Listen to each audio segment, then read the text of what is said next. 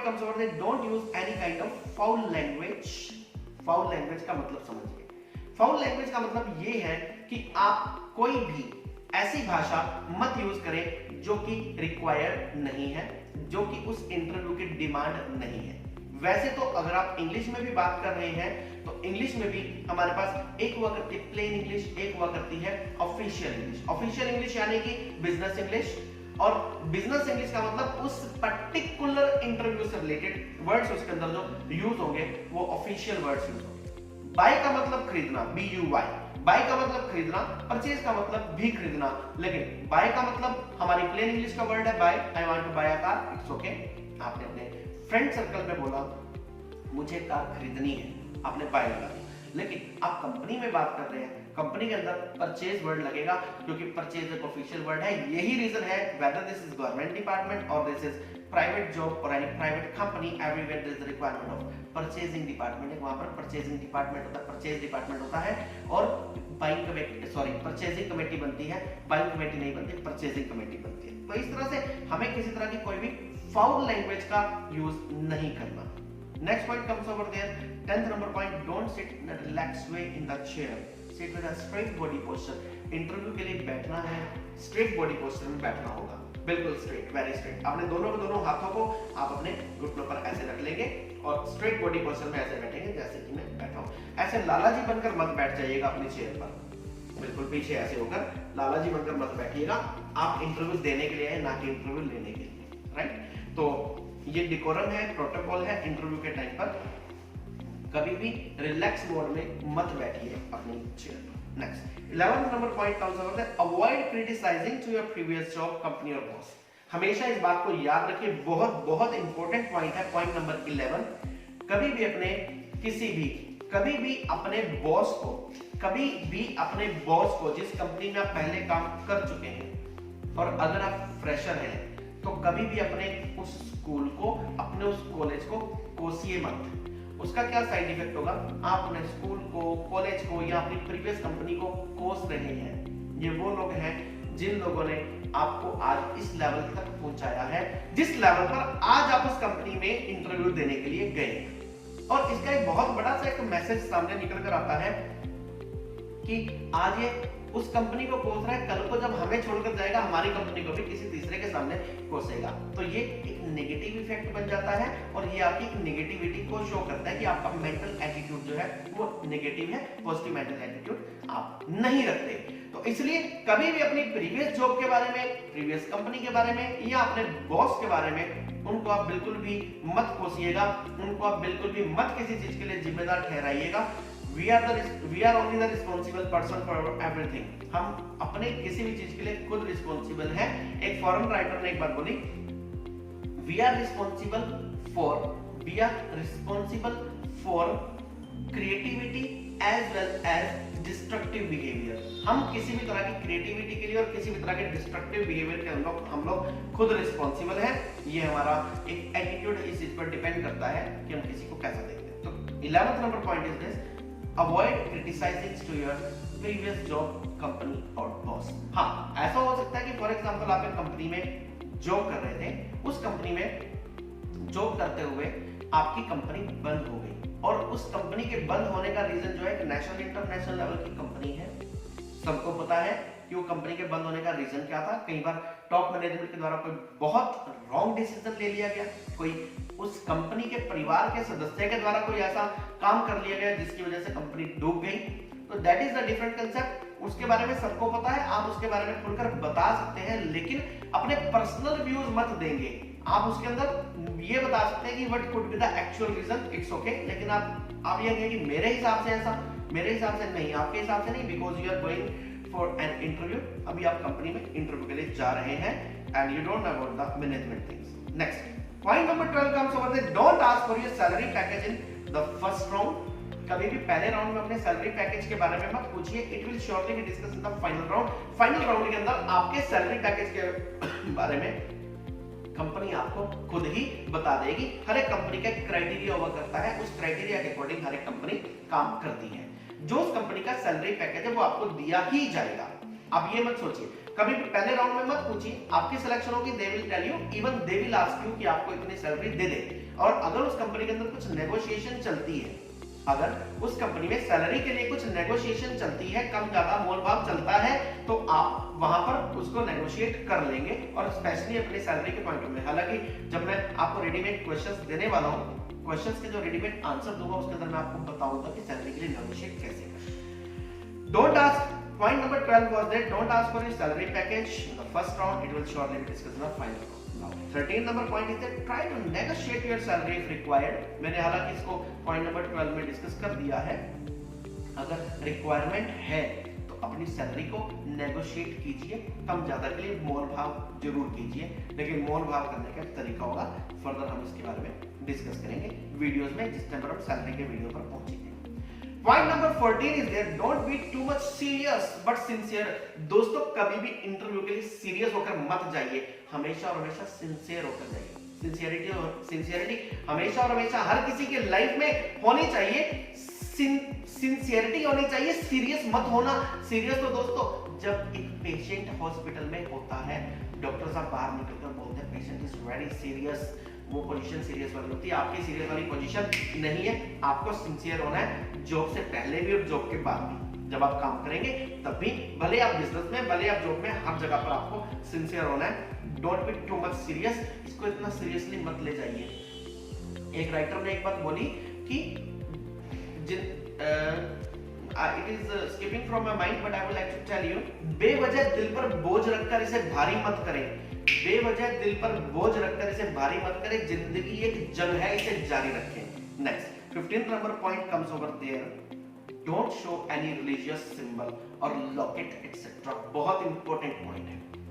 आज से 10 साल पहले, 15 साल पहले कुछ ऐसा ट्रेंड चला, 20 साल पहले कुछ ऐसा ट्रेंड चला कि अगर आप एक ऑर्गेनाइजेशन में जॉब करने के लिए जा रहे हैं, अगर आप एक ऑर्गेनाइजेशन में जॉब करने के लिए जा रहे हैं और वो ऑर्गेनाइजेशन एक स्पेशल रिलीजन में फेथ करता है, वो ऑर्गेनाइजेशन एक स्पेशल रिलीजन से रिलेटेड है, तो हम लोग क्या किया करते थे, हम लोग मतलब पब्लिक क्या किया करती थी, पब्लिक क्या किया करती, हालांकि कुछ लोग अब भी ऐसा करते हैं, but that is always and always to be avoided. इसको हमें अवॉइड करना है। कभी भी आप कोई भी रिलीजियस सिंबल का लॉकेट मत पहन कर जाइए। क्या करते हैं लोग, जैसे एक ऐसे ऑर्गेनाइजेशन में गए जहां पर वो ऑर्गेनाइजेशन क्रिश्चियनिटी में बिलीव करता है। अब आप हिंदू फैमिली से हैं और वो ऑर्गेनाइजेशन क्रिश्चियनिटी में बिलीव कर रहा है, और सामने वाला पर्सन वहां पर स्लीप वाला एक लॉकेट डालकर चला गया, क्राइस्ट वाला एक लॉकेट डालकर चला गया, प्लस के निशान वाला, राइट, और वो उसने लॉकेट डाल तो रखा और वो बाहर की तरफ उसने दिखा रखा है स्पेशली, और तब वो इंटरव्यू में बैठा है। तो याद रखिए दोस्तों, भले ही आप किसी मर्जी ऑर्गेनाइजेशन में जाइए, भले आप हिंदू ऑर्गेनाइजेशन में जाइए, क्रिश्चियनिटी वाले ऑर्गेनाइजेशन में जाइए, सिखिज्म वाले में जाइए, या किसी मुस्लिम ऑर्गेनाइजेशन में जाइए, या इस दुनिया के किसी भी जाति धर्म संप्रदाय के किसी भी ऑर्गेनाइजेशन में जाइए, कभी भी आपको लॉकेट पहनकर नहीं जाना, ना ही किसी और के रिलीजन का और ना ही अपने वाले रिलीजन का। अगर आपने डाला है, अपने रिलीजन के ऊपर फेथ करना बहुत अच्छी बात है।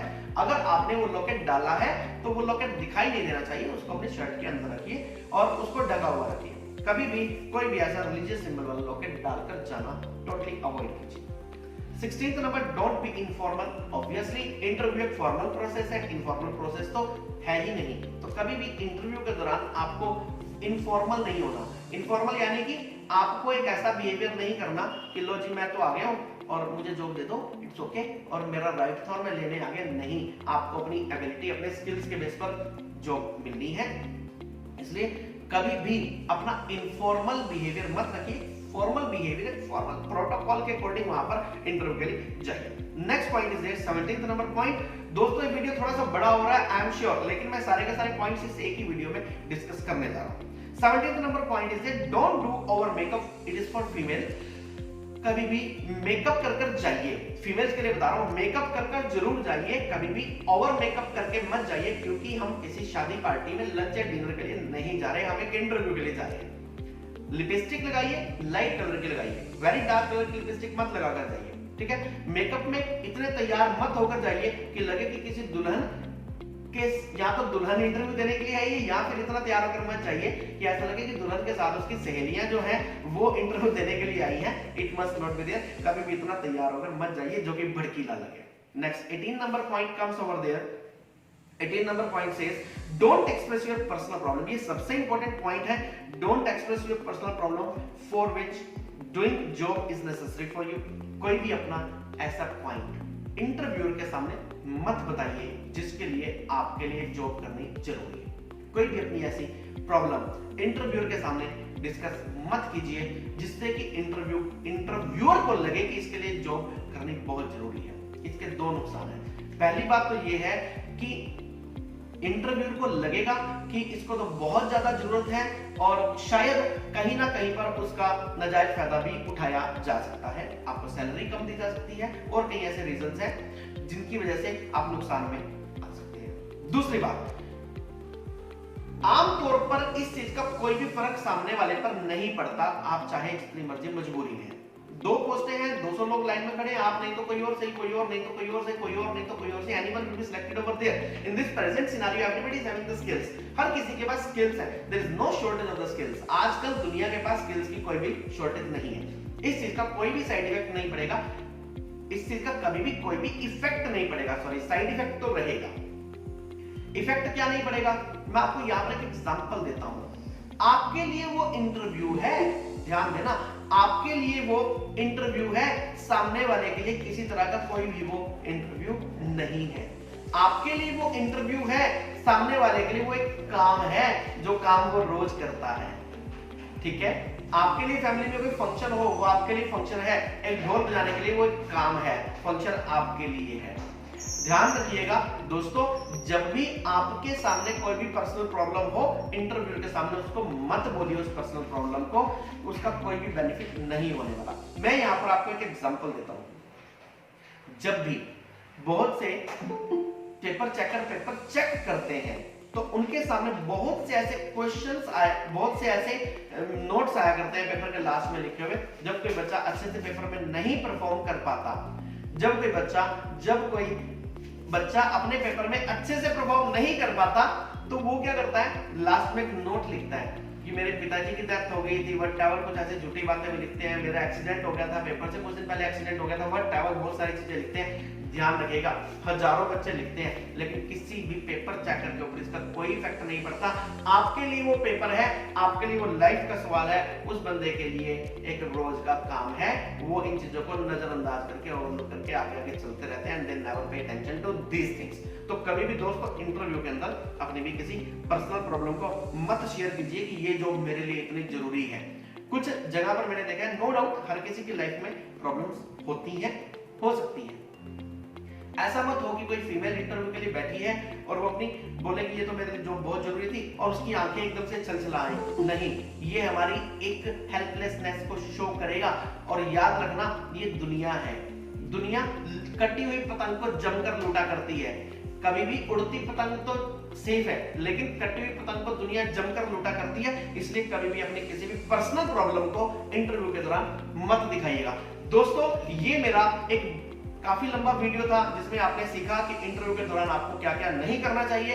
इसके बाद मैं नेक्स्ट सीरीज अगले वीडियो में आपको शुरू करने जा रहा हूं, जिसमें रेडीमेड क्वेश्चन होगा, रेडीमेड आंसर होगा। दोस्तों, हमारे साथ इस इंटरव्यू प्रिपरेशन की सीरीज में बने रहिए। और अगर अभी तक आपने मेरे इस चैनल को सब्सक्राइब नहीं किया तो मेरे इस चैनल को उमेश अरोड़ा इंग्लिश गुरु को जरूर सब्सक्राइब कीजिए, लाइक कीजिए, शेयर कीजिए और हाँ, कमेंट्स भी अवश्य करते जाइए। और अगर आपको लगता है कि कोई आपका फ्रेंड जो कि इंटरव्यू प्रिपरेशन करना चाहता है, क्योंकि मैं मल्टीपर्पज इंटरव्यू प्रिपरेशन करवा रहा हूं, हर जगह पर आपका यही इंटरव्यू चलने वाला है, यही क्वेश्चन चलने वाले हैं, यही आंसर चलने वाले हैं। भले आप इंडिया में इंटरव्यू दें, भले आप फॉरेन में इंटरव्यू दें, तो इस वीडियो को अपने उन दोस्तों तक जरूर शेयर करना, अपने उन दोस्तों तक जरूर शेयर कीजिए।